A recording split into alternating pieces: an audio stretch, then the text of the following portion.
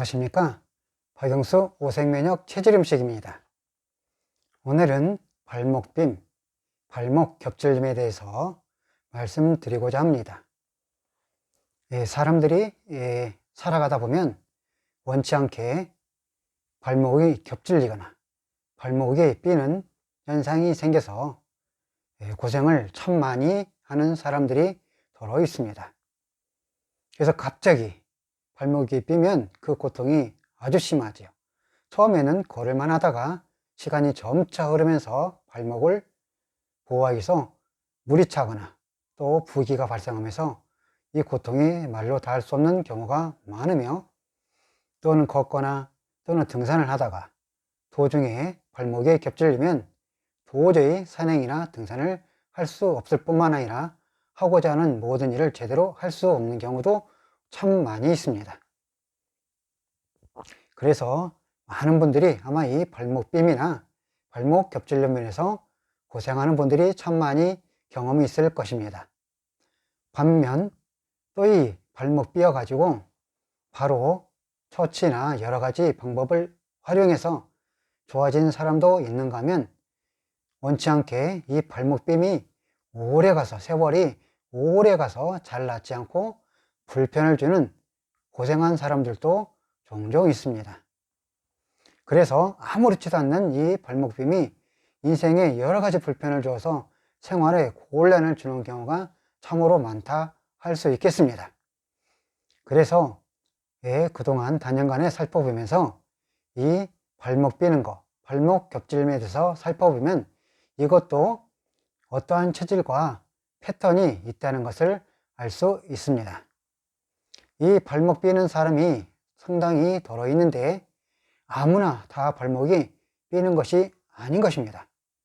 발목이 오른쪽만 삐는 사람, 또는 왼쪽만 삐는 사람, 아니면 양쪽 다 삐는 사람 등등 아주 각 사람마다 종류도 다양하고 상황도 다양한 것입니다.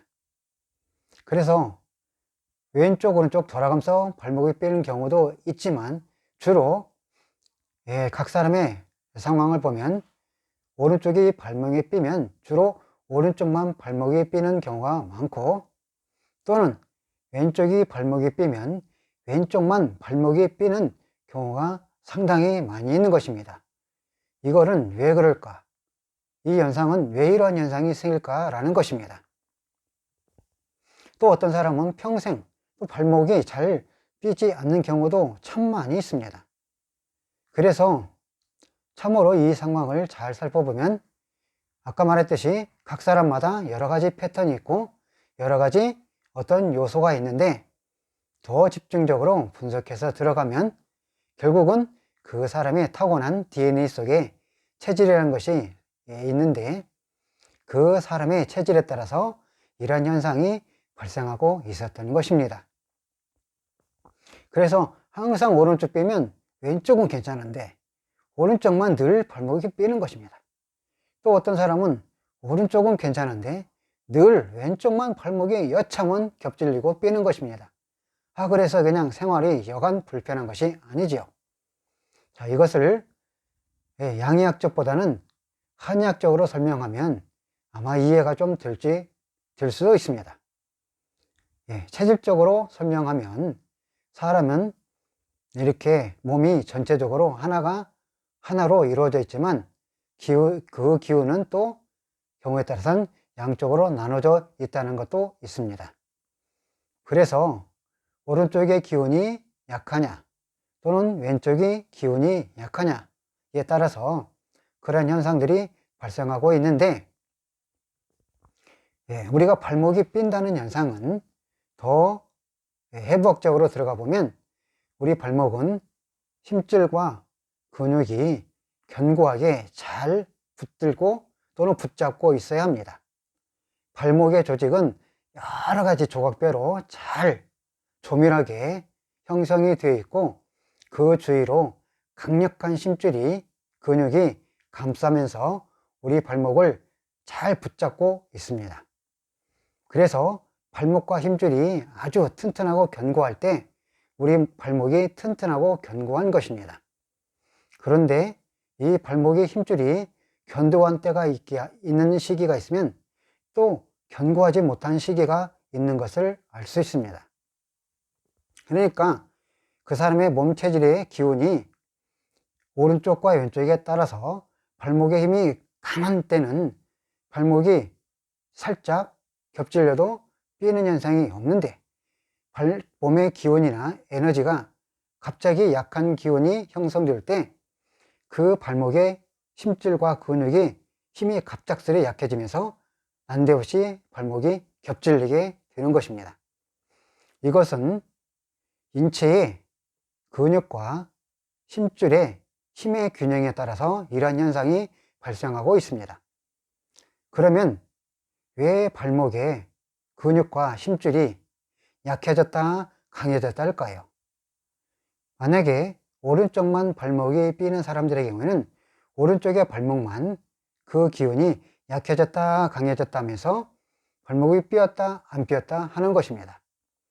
또는 어떤 사람의 경우에는 왼쪽의 발목의 힘이 강해졌다 약해졌다 하면서 발목의 힘이 강해지면 삐지 않고 발목의 힘이 약해지면 삐거나 겹질리게 되어 있습니다. 왜 이러한 현상들이 발생할까요? 이는 각 사람의 체질적인 요소와 몸의 에너지의 힘의 균형이 이게 좌우가 잘 균형과 조화를 맞지 않을 때에 이러한 현상들이 발생하고 있는 것입니다. 그래서 한의학적으로 들어가면 흔히 무슨 신장 기운이 허하다 강하다 이렇게 표현을 하고 있습니다. 즉 그 각 사람의 체질의 성향에 따라서 오른쪽에 신에너지가 콩팥 에너지가 강한 사람이 있고 양한 사람이 있고, 또는 왼쪽에 콩팥 에너지가 약한 사람이 있고 강한 사람이 있습니다. 즉 콩팥은 좌우에 한 개씩 있습니다. 그래서 그 콩팥의 기운에 따라서 오른쪽과 왼쪽이 서로 약하게 또는 강하게 서로 에너지 균형을 이루며 조화를 이루고 있습니다. 그런데 그 사람의 타고난 형질에 따라서 오른쪽의 콩팥이 더 강하고 왼쪽의 콩팥이 약하면 주로 왼쪽으로 발목이 삐는 현상이 잘 발생하고, 또 그 사람의 체질 형질이 왼쪽은 신장의 기운이 강하고 오른쪽은 신장의 기운이 약하게 작용할 때 일반적으로 그 사람의 경우에는 신장의 기운이 약한 쪽에 있는 오른쪽의 발목이 삐었다 안 삐었다 하는 현상들이 발생하고 있었던 것입니다. 자, 오른쪽이든 왼쪽이든 일단 체질적인 요소하고 많이 연결되어 있습니다. 또는 왼쪽 오른쪽이 같이 약하게 된 경우도 있습니다. 이럴 때는 그 사람의 걸음걸이나 발목이 보면 상당히 힘이 약하고 부드러운 것을 알 수가 있습니다. 걸음걸이의 형태를 보면 그 사람의 발목의 힘이 강하게 주어진 약하게 주어진 것을 보면 그 사람의 오른쪽과 왼쪽의 발목의 힘이 어느 쪽이 더 강하고 약한 쪽을 알 수가 있습니다. 흔히 그 사람의 각 사람의 신발을 보면 신발이 많이 달아진 쪽이, 신발의 발꿈치가 많이 왼쪽으로 또는 오른쪽으로 달아진 쪽이 그 사람의 신장의 기운이 약하고 또는 그쪽에 발목이 잘 삘 수 있는 것입니다. 예를 들어서 오른쪽 신발 뒤꿈치가 많이 달면 오른쪽으로 발목 삐는 현상이 잘 발생할 수 있는 가능성이 있고, 또 왼쪽에 뒷팔 뒤꿈치가 많이 닳게 되면 왼쪽에 신장의 에너지가 약해서 또 발목이 잘 삐는 현상이 그런 현상이 생길 수 있다는 것이죠. 자, 이렇게 해서 각 사람의 체질에 따라서 그렇게 오른쪽도 삐기도 하고 왼쪽도 삐기도 하고 때로는 양쪽이 그런 현상이 왔다 갔다 하는 사람, 항상 오른쪽만 삐는 사람, 항상 왼쪽만 삐는 사람이 있는 것입니다. 자, 어찌됐든 간에 이렇게 각 사람은 그 사람의 체질의 형질에 따라서 그러한 현상들이 발생하고 있는데, 일단은 체질이 그렇게 작용하고 있다는 것입니다. 즉 에너지가 강하게 약하게 작용하고 있다는 것이죠. 그래서 더 깊이 들어가면 그러면 왜 신장 에너지가 약할 때 강할 때 따라서 그런 현상이 발생하게 될까요? 결국은 우리 음식으로 들어가 보면 오색면역 체질 음식 보면 색깔이 5색깔이 있습니다. 녹색 음식, 빨간색 음식, 노란색 음식, 백색 음식, 검은색 음식이 있습니다. 그래서 이 음식의 기운 중에서 검은색을 가지고 있는 음식이 바로 우리 각 사람의 몸에 신장의 기운을 강하게 해주는 역할을 하고 있습니다. 반면에 노란색을 가지고 있는 많은 음식들은 그 콩팥의 기운을, 에너지를 약하게 하는 기운을 가지고 있습니다. 즉 노란색의 에너지의 힘이 콩팥의 에너지의 힘을 견제해서 약하게 하는 기운을 가지고 있다는 것이죠.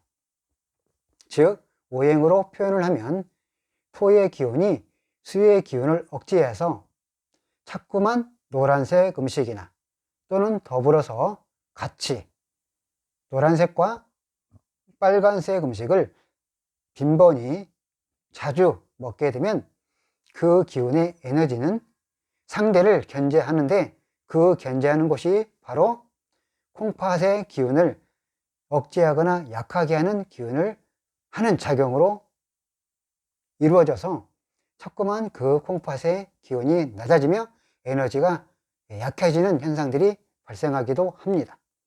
그래서 이렇게 시기에 따라서 그 어떤 에너지의 변화에 따라서 그런 현상이 강했다 약했다 하는 것을 반복하는 것이죠.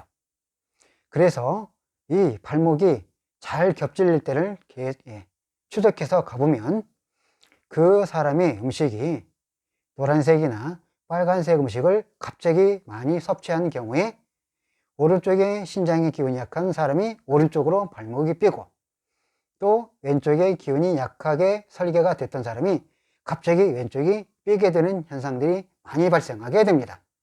그리고 천지의 에너지 설계가 작동돼서 움직일 때 신에너지가, 콩팥 에너지가 약하게 작용할 때 역시 또 발목에 삐는 현상들이 발생하게 되는데, 이때 이 기운이 작용함에 있어서 하필이면 음식도 빨간색이나 노란색을 가지고 있는 음식을 많이 섭취할 때 신장 콩팥 에너지가 약해지는 현상이 발생하면서 나는 의식하지 않는데 걸어가다가 갑자기 돌불이나 언덕이나 또는 턱이 있을 때 갑자기 발목이 겹질리게 되는 것입니다. 그래서 각 사람이 자꾸만 평소에 내 의지에 상관없이 자기 발목이 자꾸 겹질리고 자꾸 발목이 삐고 그런 현상이 발생하는 사람은 그 상황을 잘 기억하고 있다가 반복적인 상황이 발생하면 계속 추적해서 확인해 보면 내가 어떤 음식을 많이 먹어서 생겼다는 것을 알 수 있을 것입니다. 즉 빨간색이나 노란색을 가지고 있는 여러 가지 과일류, 단맛, 쓴맛, 빨간색을 가지고 있는 여러 가지 콩류, 빨간색을 가지고 있는 여러 가지 열매, 과일들, 차 종류들, 노란색을 가지고 있는 차 종류, 과일 종류, 그런 것들을 많이 섭취하고 단맛을 많이 섭취하고 또 고기도 많이 먹고 했을 때 갑자기 몸에 기운이 열이 팍 나고 상체적으로 열이 확 오르고 그런 현상이 발생하는 사람들의 경우에 난데없이 오른쪽이나 왼쪽이 발목이 삐는 현상이 발생하게 될 것입니다. 자, 이렇게 역추적을 해서 본인들이 생각할 때 내가 음식을 빨간색이나 노란색을 많이 먹었다고 생각이 되면 즉시로 그 다음부터는 그 음식의 패턴을 감지하고 빨간색이나 노란색 음식을 조금 적게 먹고 콩팥 에너지를 보강하는 음식이 있습니다.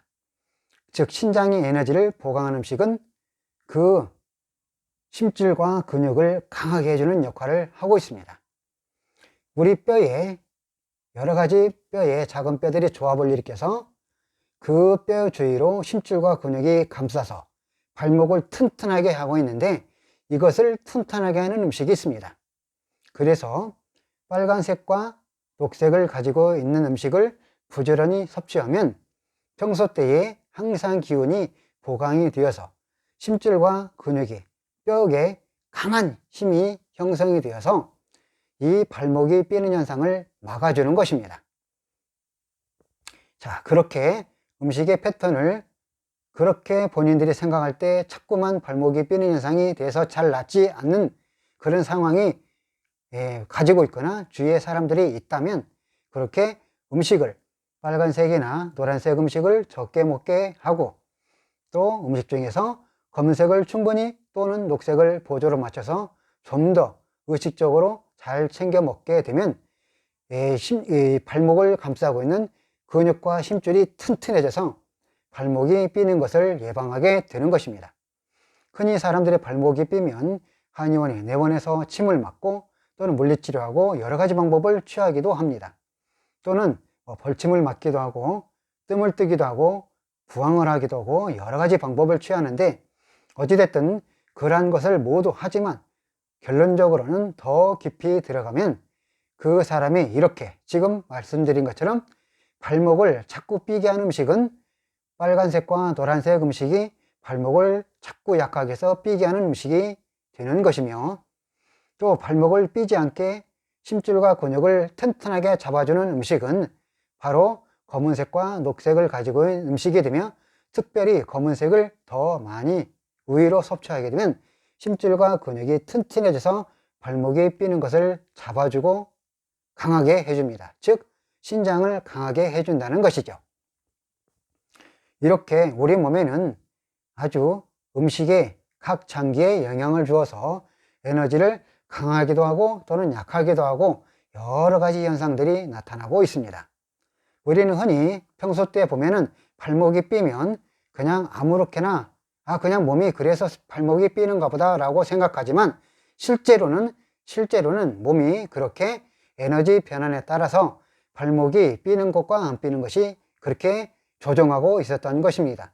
다시 말하면 내 몸의 체질과 내가 생활 패턴과 그 다음에 내가 먹는 음식의 패턴에 따라서 그런 현상들이 자주 발생하고 있으므로, 이렇게 발목을 겹질리고 삐게 하는 음식은 노란색과 빨간색 음식이 되며, 발목에 겹질림과 삐는 것을 튼튼하게 하고 겹질리지 않게 하는 음식은 검은색과 녹색이 된다는 것을 확실히 인지하시고, 그렇게 음식을 패턴을 잘 이해해서 바꿔주고 기타 다른 방법을 취하고 치료하고 물리치료하고 침치료하고 벌침 맞고 기타 부항하고 여러 가지 방법을 하고, 때로는 치제떡을 만들어서 붙여주면 발목이 삐는 것이 좋아지는데, 어찌됐든 간에 무엇을 하든지 간에 먼저 이렇게 음식을 조절하고 그런 치료하고 난 이후에부터는 음식을 패턴을 잘 맞춰주면 다시는 발목으로 겹치는 현상이 예방되거나 잘 겹질리지 않아서 삶의 질이 좋고 아주 건강한 삶을,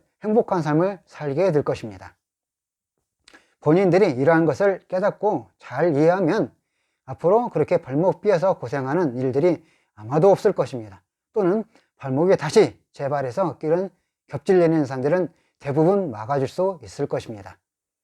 그렇게 우리 몸에는 신비하게 모든 부분이 잘 작용하고 있습니다.